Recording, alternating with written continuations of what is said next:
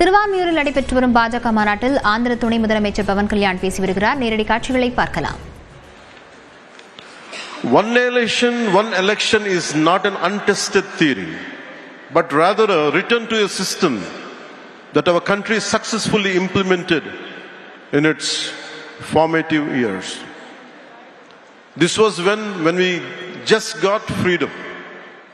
In the most difficult early decades, our Bharat, Namanat, demonstrated a remarkable unity, irrespective of parties, and administrative capability by holding largely a synchronized elections for nearly 2 decades. Today, whoever is opposing the one nation, one election should go and read Kalaignar Karunanidhi's argument in Nenjikku Needhi in favor of simultaneous elections. Karunanidhi avargale urged the center to constitute a committee to restore simultaneous elections.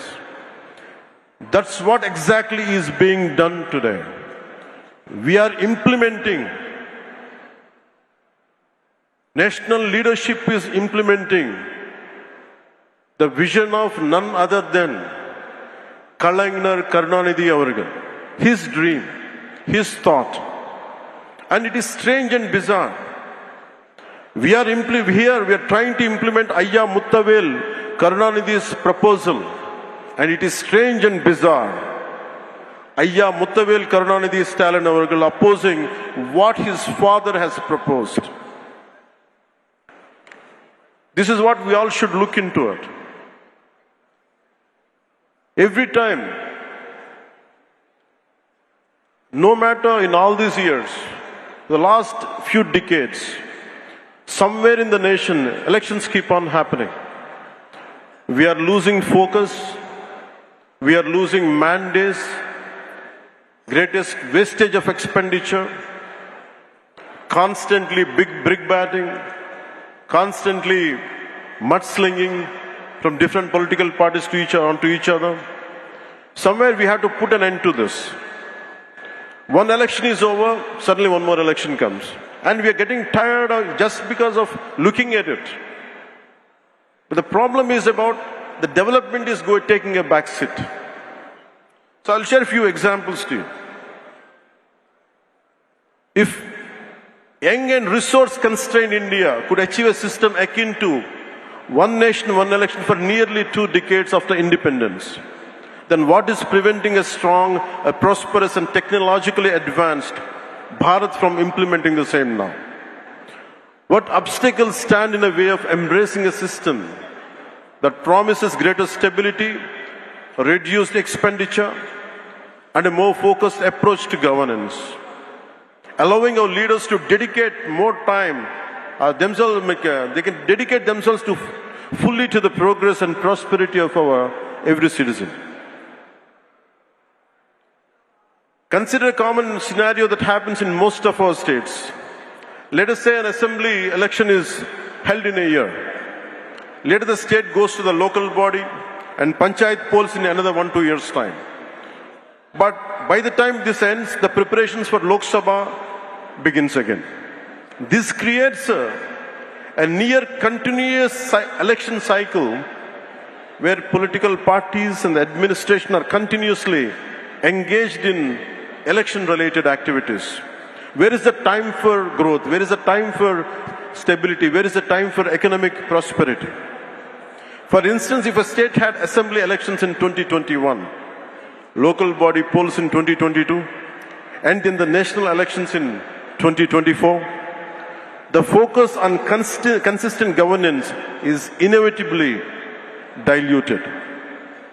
The opposition also engages mostly in electoral strategies and electioneering and giving only limited attention to fighting for the public causes.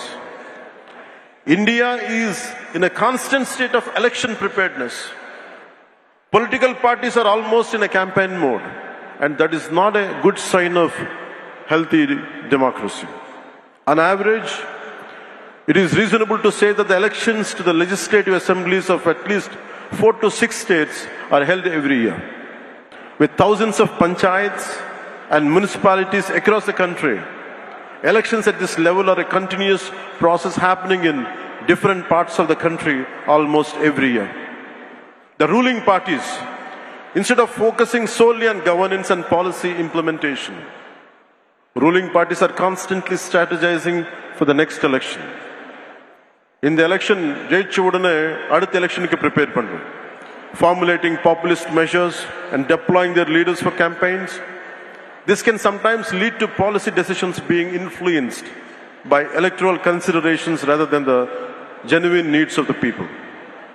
And the opposition's primary focus often becomes attacking the ruling party and preparing for the next election.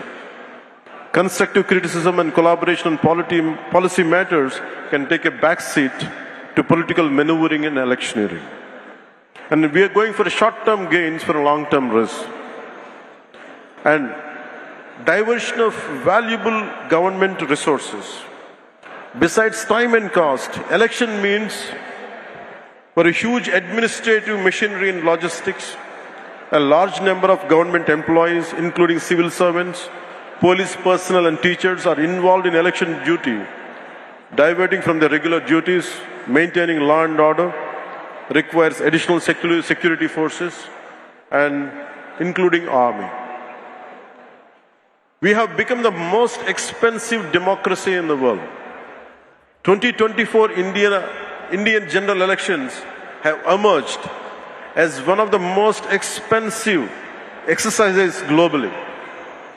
According to the estimates by the Center for Media Studies, the election cost approximately 16.3 billion, surpassing the roughly 15.9 billion spent on 2024 US presidential election.